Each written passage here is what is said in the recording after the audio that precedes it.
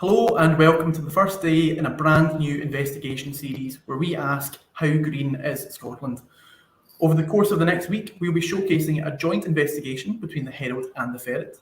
My name is Jack Aitchison and I'm the live editor at the Herald, and I'm joined today by Rob Edwards, a journalist at the Ferret. Today, as you may have seen in our front page and on our websites, we exposed the hundreds of industrial sites damned by Scotland's environmental watchdog as the country's worst polluting companies. And we brought to light leaked data brandishing 1 in 10 of Scotland's fish farms unsatisfactory because of things like pollution, pesticide and reporting breaches. Now, with COP26 just around the corner and all eyes are very much firmly on Glasgow, the investigation promises to take a look, more than a look, a deep dive into Scotland's burning climate crisis questions. Of course, the full investigation, which is running all this week, is available in print or online for Herald subscribers who can take up a £2 for 2-month offer at heraldscotland.com/subscribe.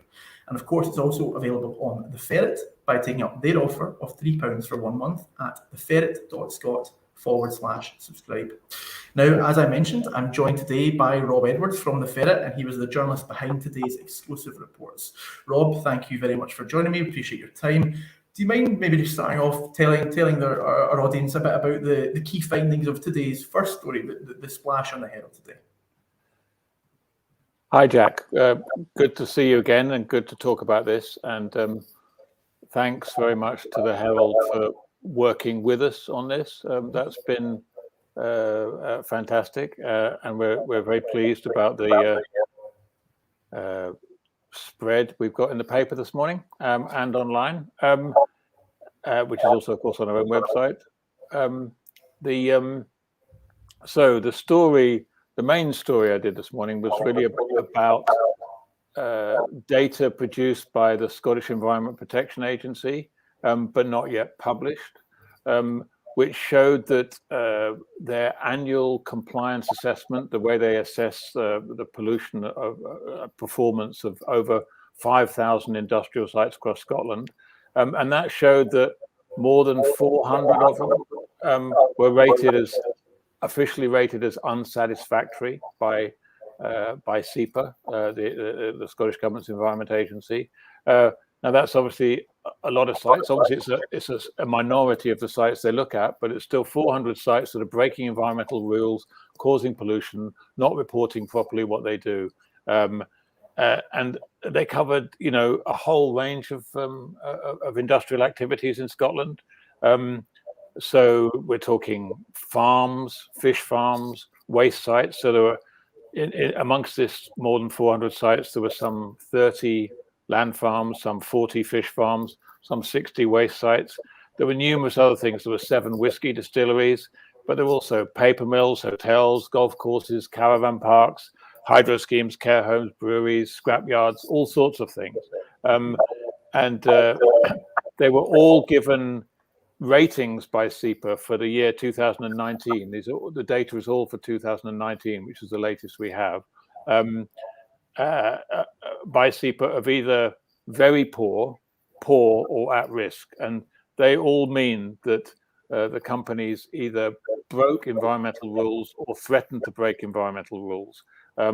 In some cases leading to pollution such as noise or air pollution or bad smells or chemical discharges or clouds of dust or water contamination, and also obviously inadequate record keeping. So it's a very important, comprehensive assessment by the government's official green watchdog of the environmental performance of all Scotland's industry, and more than 400 of them have been found wanting.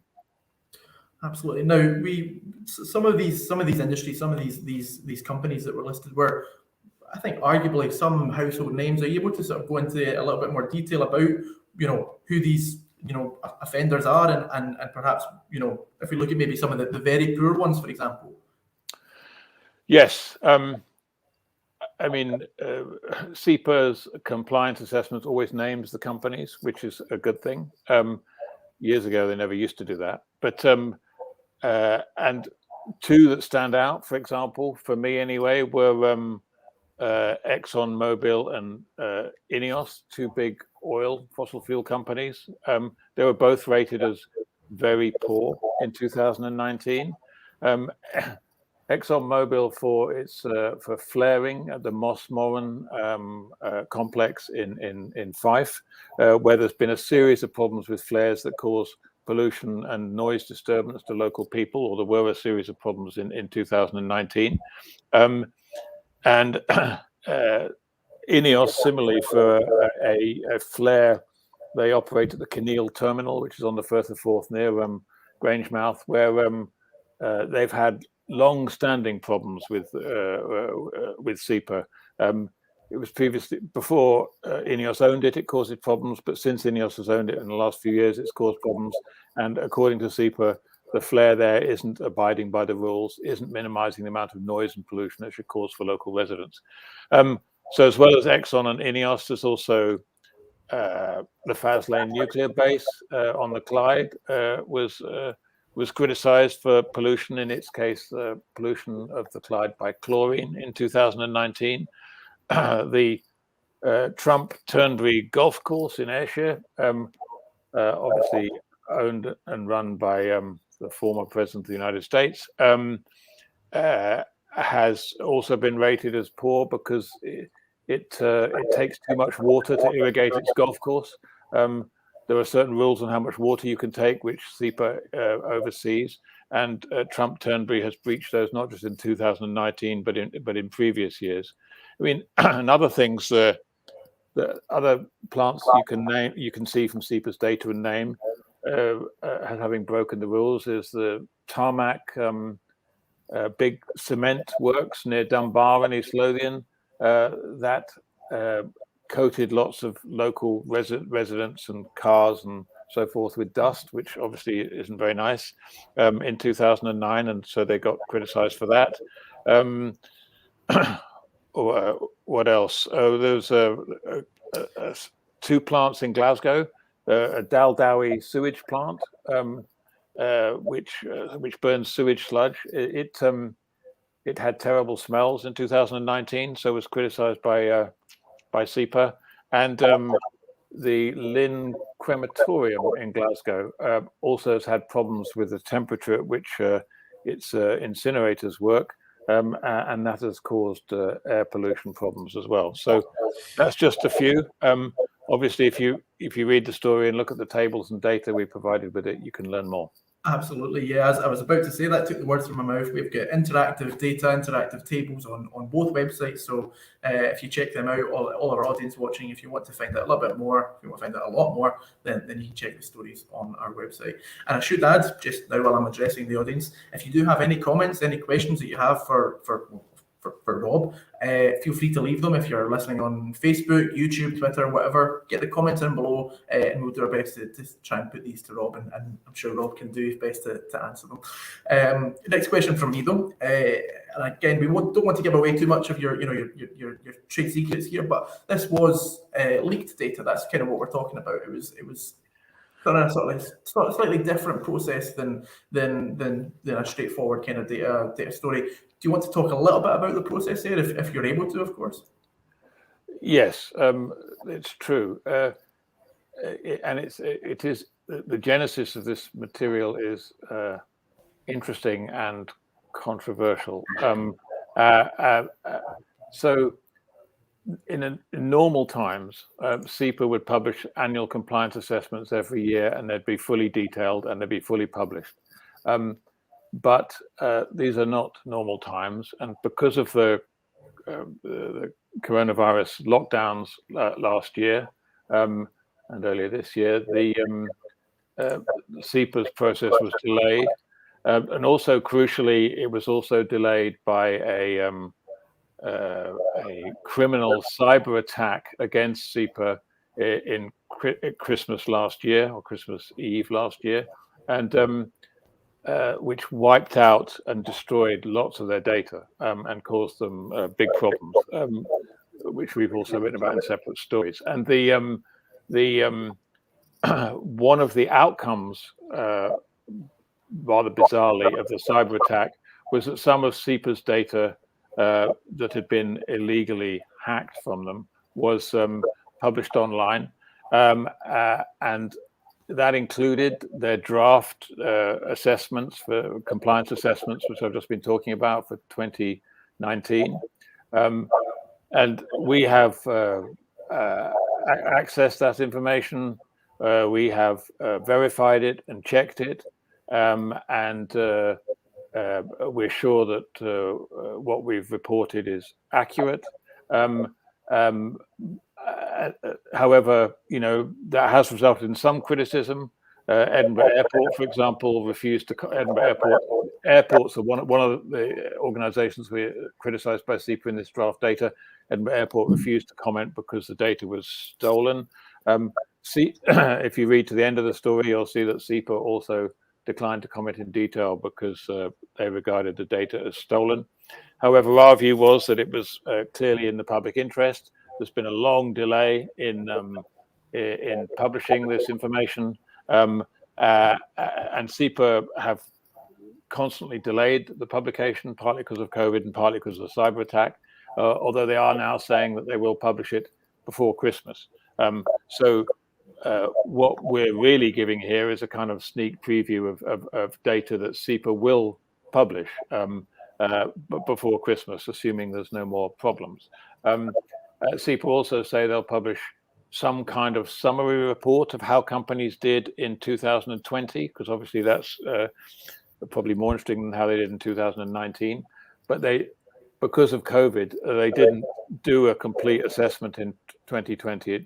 It wasn't possible for them to, but they're going to do some kind of summary assessment, which I'm expecting them to publish at the same time as the data for 2019, maybe later this month. Sure.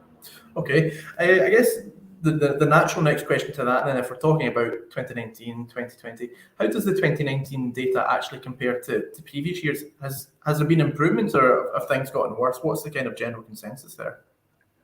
Well, you can, of course, compare the data with what's previously been published. Although, because what we had was draft data, and that differs slightly from it can differ slightly from published data. I think what we'll find when the data is published is that there hasn't been much change over the years. The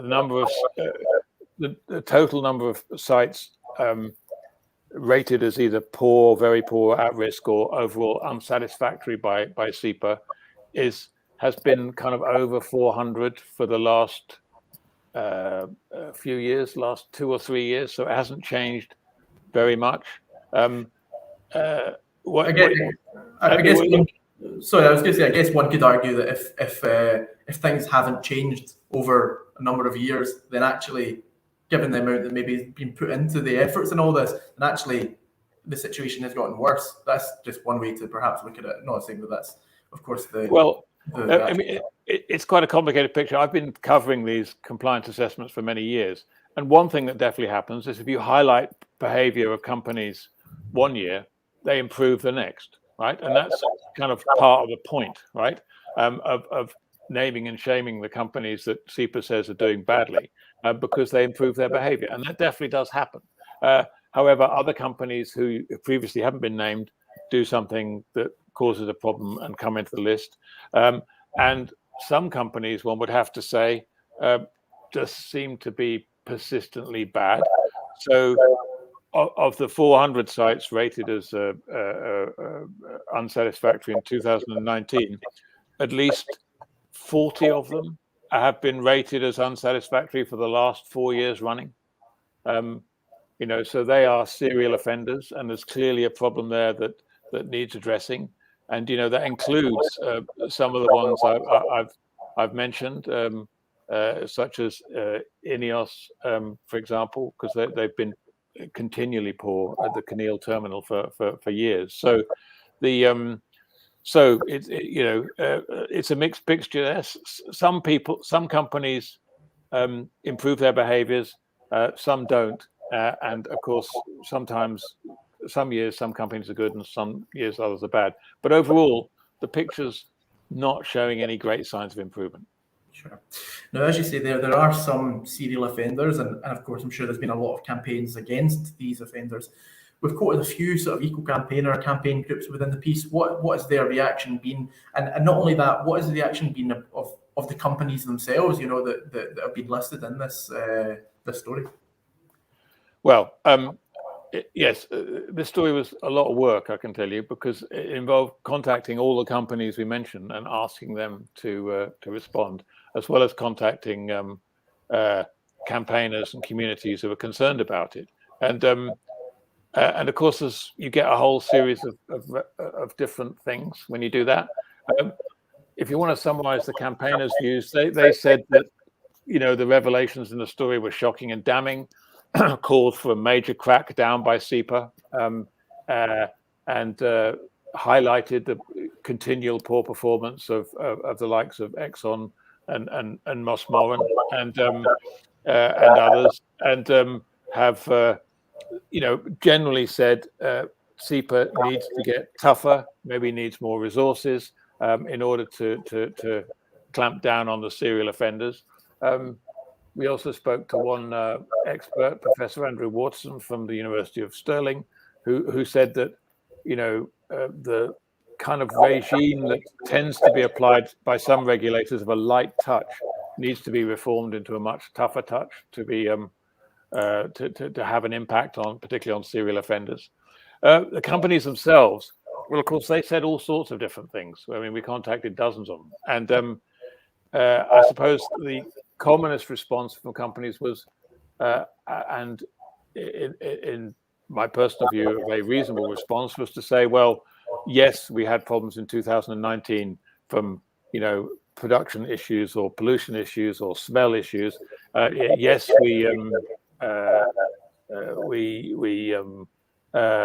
and we dealt with them. We talked to SEPA about them, and we invested money to overcome the problems. So Exxon Mobil, for example, told me that they have since 2019 invested money in trying to improve the problems with flares at Moss Moran.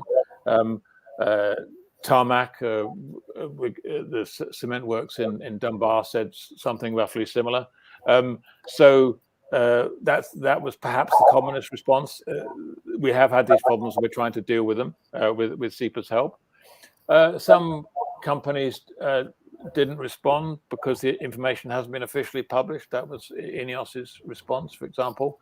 And as I mentioned earlier, that was also the response of Edinburgh Airport.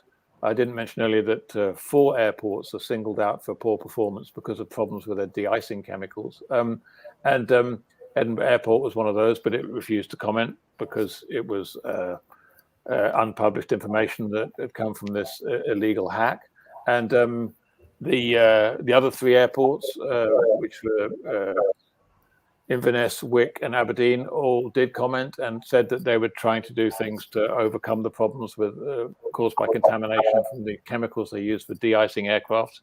So, you know, a variety of responses there from companies. Yes, we've had a problem. We're trying to solve it.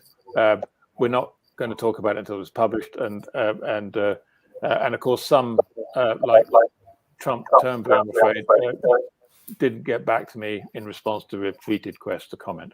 Sure. Yeah. Well, I'd like to take this time to thank everyone who submitted comments in. We've got a comment from Judith Sampson saying that Scotland needs a dedicated environmental court. Yes, perhaps a good point. And we've got one from Pat Burns saying money from big fines could be used to upgrade ventilation in schools and public buildings and help stop the spread of COVID.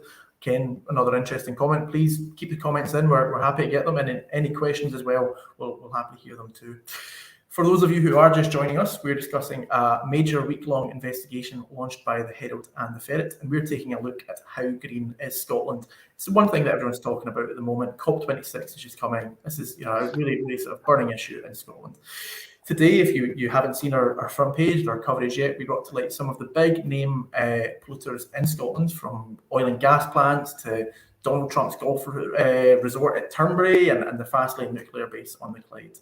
As always, the full investigation is running all this week. You can get it in print. We had I'm quite biased, of course, but I think we had a fantastic print edition today in the Herald.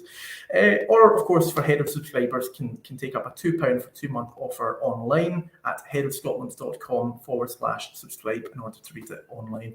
And of course, you can also view it on The Ferret. They have an offer of £3 for 1 month at theferret.scot/subscribe. And of course, please keep your comments in. Now, just kind of looking at where we want to go next, there was a second story today, and an equally quite eye-opening story, and it was about 1 in 10 of Scotland's fish farms were rated unsatisfactory by SEPA. Rob, are you able to just sort of explain a bit more about this story and what the key findings were for that? Yeah, sure. It was. I mentioned earlier that one of the poorest performing industries as a whole was fish farms, and unfortunately, that's been a regular thing in SEPA's annual compliance assessments. There are often dozens of fish farms that perform poorly. Of course, fish farming is a big industry, and there are hundreds of fish farms around the coast, and they're seen as very valuable for rural economies, and they produce one of Scotland's biggest exports, farm salmon. But it seems that at least for some of them, they can't do this without causing problems.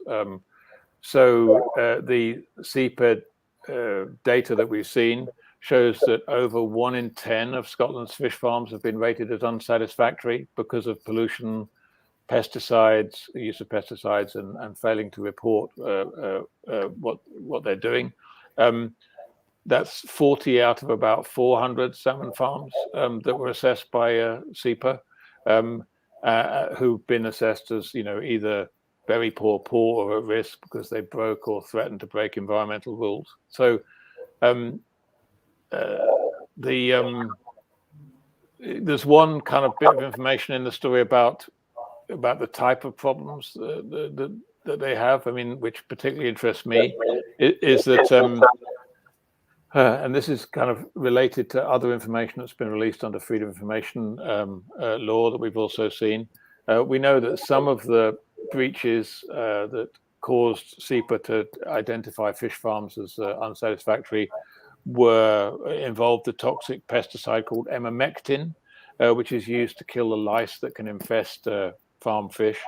So that's companies using too much emamectin, letting too much emamectin get into the lochs in which caged salmon are. And that's concerning because we know that from previous stories we've done and previous work being done by others, that emamectin is a very toxic chemical. I mean, it's designed to be toxic. It's designed to kill the lice on salmon, but when it gets into seawater, it also kills and harms crustacean, crabs, lobsters, other things, and wildlife. And so it's a concerning pesticide that SEPA has been trying to restrict the use of, although it's been strongly opposed by the industry at every turn. So it's concerning to me that some of the breaches that we know salmon farms have been criticised by SEPA for involve using too much toxic pesticides. Sure. Now, this is a big industry naturally, and I'm sure I saw in the piece today saying it's worth around £1 billion. With COP26 just around the corner, this is clearly not a good look to have such a big industry having such key failings as noted in this report, or at least in the eyes of campaigners. At least I take it that's their view. It's just not a good look, and more has to be done. Oh yeah, well, there's a lot of people who campaign and complain about fish farms in various ways, from those that want to shut them down completely to those that want to reform them. And some of the comments in the story from campaigners have them describing, criticising the fish farming industry for using Scotland's seas as open sewers for the salmon farm waste. And arguing that salmon farming is one of Scotland's biggest polluters and it needs to reform itself. And yes, as you say, it's not a good look when you're trying to mainstream and talk up your environmental credentials. And it, to be fair to SEPA, it's something they've had concerns about for a while, and that they are taking actions on. But as well, we talked amongst others to the Scottish Greens, and of course they said that sectors such as salmon farming continue to drag Scotland's environmental reputation down, and so that's an issue. Of course, I'd have to say that all that will be strongly disputed by the industry. They point out that the figures can't be verified at the moment, and that when the real statistics are published, they say that 9 out of every 10 salmon farms will be meeting the standard set by SEPA, which of course is the inverse of saying that 1 out of 10 are not meeting them. So, both are true, really. They also say that salmon farming is proud of its environmental record and are making huge effort to make sure that it remains the best farmed in the world. Of course, that argument is occasionally very bitter, occasionally very serious between the anti-fish farming lobby and the fish farming industry. That argument will continue. But what we've done by showing SEPA's latest assessment, it shows that there are still a substantial number of fish farms that aren't abiding by the rules. Sure. Well, I'm just looking to kind of sum things up now. I think we're getting to the end of this broadcast. Thank you to everyone who has joined us. I guess maybe the key thing, and we did just touch on COP26 there, but it is just around the corner, and it is really key to Scotland at the moment. It's what everyone is talking about. I guess my general question is, what message do you think these findings overall show as the eyes of the world look towards Scotland, looking at the initial story as well? That's a very big question, and one that really we'll be better able to answer when we've finished our series, because we're doing a series of stories about different things over the coming days, and where that's heading is very much for people to talk about what we need to do next, what we need to do to improve the situation. And I think we're going to be talking to some very interesting people with some very interesting ideas about that. But so it's not all doom and gloom. There are positives to take out of this, and I think, but it remains true. I think that Scotland has to take care that its environmental record is not tarnished by some of these companies and some of these industries that are not abiding by the rules. And as the campaigners have said, that means making sure that your environmental regulation is as tough as it can be, and as one of the people commented, you have legal recourse that is also tough. Absolutely. And you know what, that's probably the perfect way to end it, plugging the rest of the week, because we are going to be here all week, as Rob said. Thank you, Rob, for joining us on this special live stream, and we'll have more journalists from the Ferret joining us the rest of the week, as well as a special edition of the Brian Taylor podcast on Thursday. So I guess the last thing for me is just a final plug for the investigation. You can get it in print, of course, in the Herald, or online for Herald subscribers, who can take up a £2 for 2-month offer at heraldscotland.com/subscribe.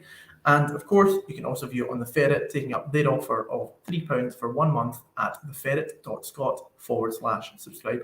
Thank you all of you for watching. Thank you, Rob, for taking part, and we'll hope to see you again.